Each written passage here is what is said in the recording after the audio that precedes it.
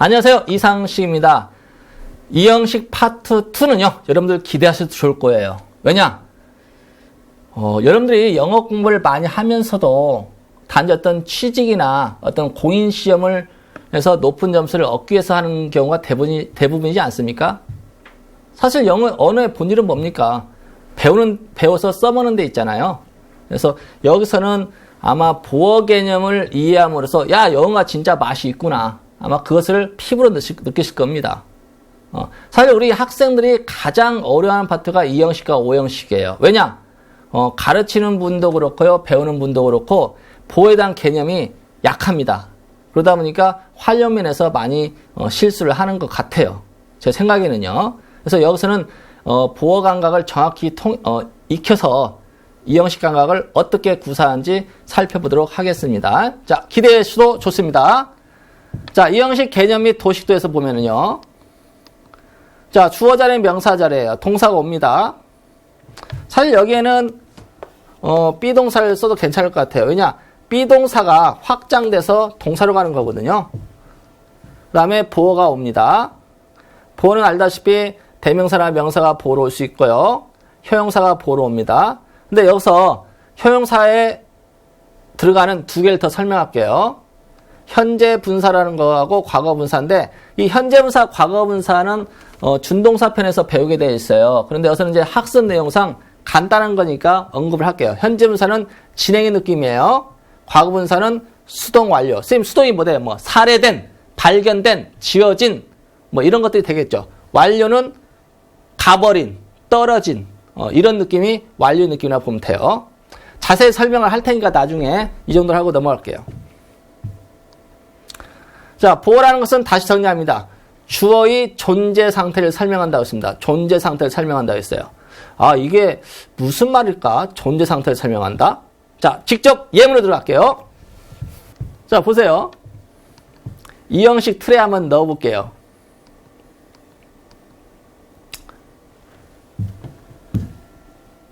보어라는 것은 명사가 보어로 오는 경우는 어떻게 돼요? 주어와 의미가 같아야 한다고 했죠. 자, 그럼 봅시다. 그리고 보어는 주어의 존재 상태라고 했습니다. 존재 상태야. 잘 봐봐요. 그는 죽었습니다. 죽을 당시에 어떤 상태였다는 거야? 이게 존재 상태인 거예요. 봐봐. 그는 죽었습니다. 죽을 때 어떤 상태였다는 거야? 선생이었다는 거예요. 그럼 의미를 그대로 재생해 볼게요. 그는 교사 생활을 하다가 죽었다는 뜻이에요. 그럼 생각해 보세요. 그는 교사 생활을 하다가 죽었다면 교사 생활을 하다가 뭐지 영어로? 복잡해집니다. 그래서 패턴을 정확히 이해하는 게 중요한 거예요. 그랬더니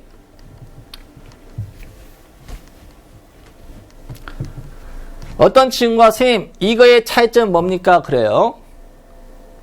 지금 as가 있고 없고의 차이점인데 잘 봐봐요. 도식도가 다르죠. 얘는 지금 이형식 도식도, 얘는 일형식 도식도죠. 부사구로 왔으니까. 그는 선생으로서 죽었다. 그는 선생질을 하다가 죽었다. 죄송합니다. 질이라는 말을 써서. 차이점이 뭘까요? 이형식 패턴은요. 교편 생활을 하다가 죽은 거예요. 그런데 그는 as는 자격을 나타냅니다. 선생으로서 죽었다는 거야. 이 말은 뭐냐? 선생이 아니면 살 수도 있었다는 거예요. 완전 다릅니다. 뉘앙스가. 6.25 때 북한군이 쳐들어왔어요. 당신 직업이 뭐야? 나는 선생이다. 이 반동무자 새끼에서 죽창으로 딱 찍어 죽이잖아요. 선생이 아니었으면 반동무자가 아니었던 거야. 그냥 평범한 농부였으면 살 수도 있었다는 것이죠. 그러니까 벌써 이형식 패턴과 일형식은 벌써 어감이 다르다는 것이죠. 그러니까 우리말로 비슷하게 해석되고 읽혀진다고 해서 그걸 똑같다고 하면 큰일 납니다. 왜냐? 영어에서는요.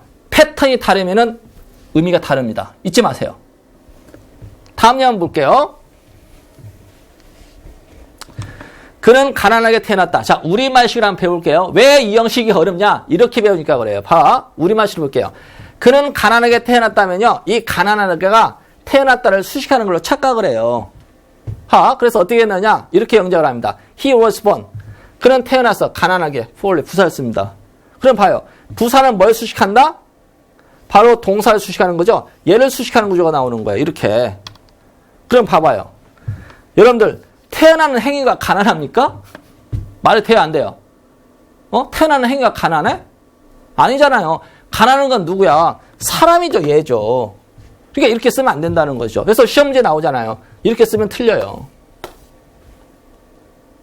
우리말로는 되죠. 그러니까 문제가 뭐냐면은 어법적으로 틀리면은 해석도 틀려 하는데 해석은 된다는 거야. 그러니까 친구들이 많이 실수를 하는 것이죠. 이건 우리말식입니다. 자, 영어에서 보어는 존재 상태 설명합니다. 다음처럼 그려져야 해요. 봐봐요. He was born. 여기에 그려집니다. 그는 태어났는데 존재 상태야. 태어날 때 어떤 상태였다? 가난한 상태였다. 이렇게 새겨야겠죠. 이게 바로 영어식 사고라는 것이죠. 그러니까 우리말식으로 익히니까 영어를 어려운 거예요. 잊지 마십시오. 다음 예문 계속 들어가 볼게요.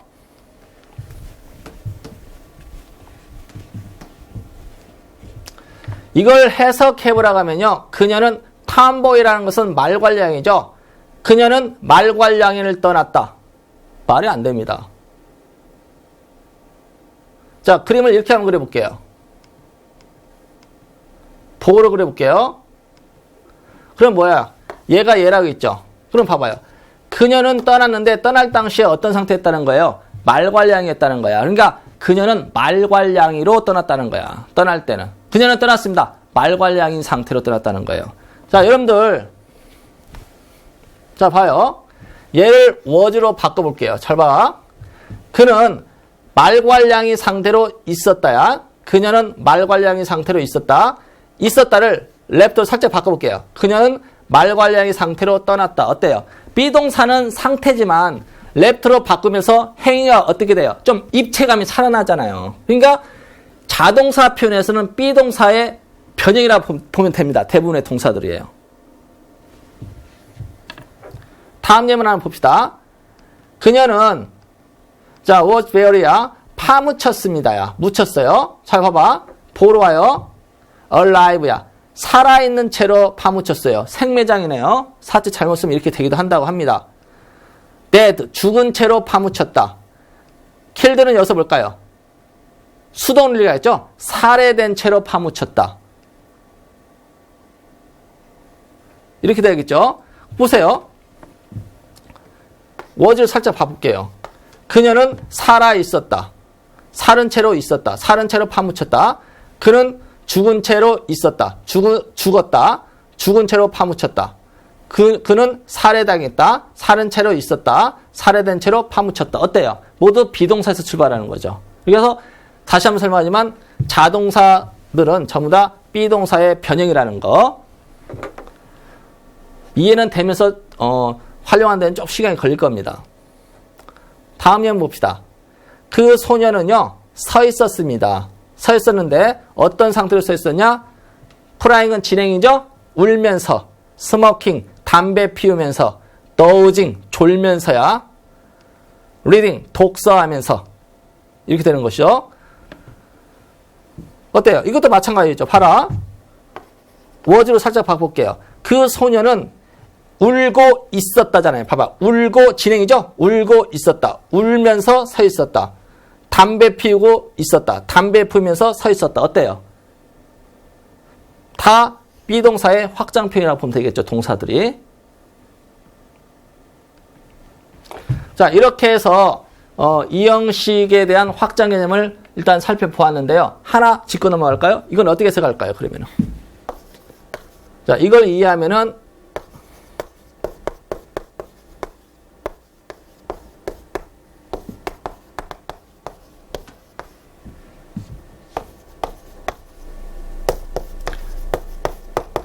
여기서 파트란다는 헤어지다는 뜻입니다.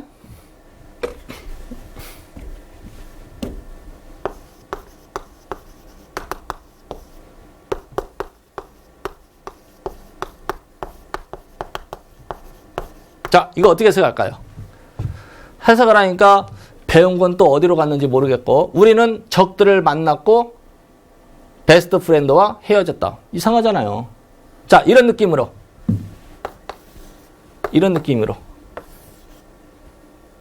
같은 느낌입니다. 어떻게 될까요? 우리가 만났을 때는 어떤 상태였고 적이었고 그렇죠? 우리가 헤어질 때는 어떤 상태였다? 베스트 프렌드였다. 이렇게 되는 거예요. 그러니까 흔히 그러잖아요. 적으로 만나서 친구로 헤어졌다는 표현이 나오는 거예요. 그러니까 이 정도를 구사할 수 있으면은 보호에 대한 개념이 확실히 잡힌 거죠. 자, 뒤에 또 예문들이 많이 나왔으니까 보면서 정리하도록 합시다. 자, 이제 예시 문제를 한번 들어갑시다. 1번. 그는 반드시 누워 있었습니다. 죽어 있었으니까 반드시 누워 있었겠죠. 어디에? 그의 침대 위에. 자, 그는 그냥 과거형을 쓸게요. lay입니다. lie. 눕다죠? lay. lay는 현재형, 과거형, 과거분사형이죠. 참고로 여러분들 현재형, 과거형은 12시제, 즉 동사지만 동사로 들어갑니다. 얘는 lay는 과거분사는 수식어예요. 수식어. 동사가 아닙니다. 형용사에 들어가요. 형용사. 가장 기본적인 거예요. 그는 누워 있었습니다야. 누워 있었는데 어떤 상태로야? dead가 와야겠죠. 죽은 상태로야. 어디에? 그의 침대 위에. 됐죠? 그래서 he lay dead를 보는 순간 그는 죽어서 누워 있었다 이렇게 볼 수 있어 합니다. He lay dead on his bed. 2번 예문으로 들어갈게요. 자, 주부는 부산 출신의 그 화가는 어순이 자피합니다. 죽었대요. 백만장자로 한 순간 죽을 때 백만장자였구나. 보호를 빨리 받을 수 있어야겠죠. 언제 죽었냐? 1998년에 죽었대요. 자, 토요일에 보면은요. The painter는 됐죠? 부산 출신의 from을 써야겠네요. died 했어요. died 할 때 어떤 상태에서? 밀리어네어가 되겠죠? 그래서 밀리어네어가 왔습니다. 백만장자죠. 보통 백만장자면 얼마예요? 우리말로 지금 현재 한 12억 원 정도 됩니까? 우리 집만 팔아도 12억인데 여기서 백만장자는요. 부동산을 빼고 보통 현찰 같은 걸 현찰 기준으로 한 12억 있을 때 백만장자를 합니다. 돈 많은 사람 많죠. 자, 언제 죽었어? 주여서 다 채워졌죠. 갈 곳은 부사료밖에 없습니다. 1998년에 이렇게 되겠죠. 그래서 The painter from 부산이야. died 했고요. 딱 동사 다음에 명사를 보는 순간 얘하고 얘가 같다 싶으면은 바로 존재 상태를 읽으면 됩니다. 다시 한번 정리하면요. 주어 다음에 동사가 왔는데 여기가 명사가 왔어요. 그런데 이 명사가 얘하고 얘가 같은 느낌이야. 그러면 존재 상태로 읽으면 됩니다. 알았죠? 보세요. 지금 the painter 나오고 died 왔죠? 그 다음에 밀리어네어가 왔는데 얘하고 얘가 같은 느낌이야. 그럼 어떤 상태로 했습니다. 이렇게 읽으면 됩니다. The painter from Busan died a millionaire in 1999. 3번. 그 부인은 앉아 있었습니다. 독서하면서. 독서하면서의 주체가 지금 그 부인은이죠? 보세요. 그 부인은 앉아 있습니다. 독서하면서야. 독서하면서의 주체가 그 부인이야. 그러니까 보호 개념으로 그리면 되겠죠. 근데 독서하면서가 지금 진행의 느낌이니까 ing로 처리하면 되겠죠. 그래서 자, 그 부인은요. old woman으로 처리했네요. 앉아 있었습니다. 뭐 하면서? 리딩 하면서요. 그럼 또 연습해 봅시다. 앉아 있었어요. 뭐 하면서? knitting, 뜨개질 하면서. doing the dishes, 설거지 하면서. dozing, 졸면서. looking out, 밖을 내다보면서 앉아 있었다. 다음은 TV watching, TV를 보면서 앉아 있었다. 이렇게 되는 것이죠. 그걸 자꾸 돌려보면 회화가 되는 거죠. ing만 붙이면 되겠죠. 근데 이렇게 패턴대로 하는 데는 한계가 있습니다. 단어만 바꾸면서 하는 것은 한계가 있어요. The old woman was sitting and reading. 다음 내용 봅시다. 그녀는 서 있었습니다. 둘러싸여서죠. 둘러싸이는 주체가 그녀는이죠. 원래 이 둘러싸여가 포인트가 되는데 에워싸다, 둘러싸다. surround 단어가 있죠. surround. 둘러싸다, 뭐뭐를.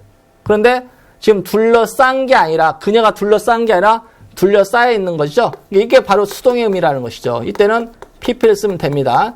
자, 이게 조금 어렵다. 넘어가십시오. 뒤에서 준동사편에서 자세하게 맛깔나게 설명이 됩니다. 자, 그녀는 서 있었어요. 서 있을 때 어떤 상태에서 둘러싸여 있었대요. 그래서 surrounded를 썼습니다. PP 형태야.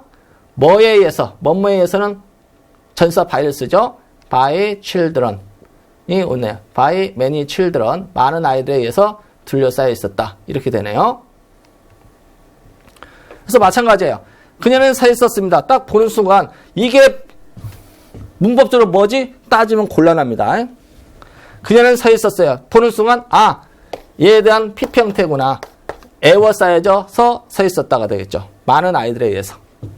She stood surrounded by many children. 5번. 자, 여기서 이제 제대로 배워봅시다. 그느냐? 지적으로 보인다니까 이렇게 되겠죠? 근데 여기다 이제 ly 붙여가지고 여기다 이렇게 쓰는 친구가 있단 말이에요. 부사로 보는 친구가 있단 말이야. 그래서 많이 틀리는 거죠. 여러분들 불완전 자동사 해가지고 형용사 이렇게 외우잖아. 불완전 형사, look 다음에 형용사 이렇게 외우죠? 근데 외우는 것은 참 위험합니다. 한계가 있다는 것이죠. 잘 봐요. 이것만 봅시다. is로 살짝 바꿔볼게요. 그는 있다. 이때 있는데 어떤 상태야? 지적인 상태로 있다야. 지적인 상태로 있다인데 is가 looks로 살짝 바뀌어요. 그는 지적인 상태로 보인다. 즉 지적으로 보인다가 되잖아요. 그러니까 intelligent의 주체는 his, looks가 아니라는 것이죠. 얘는 변화가 없잖아요.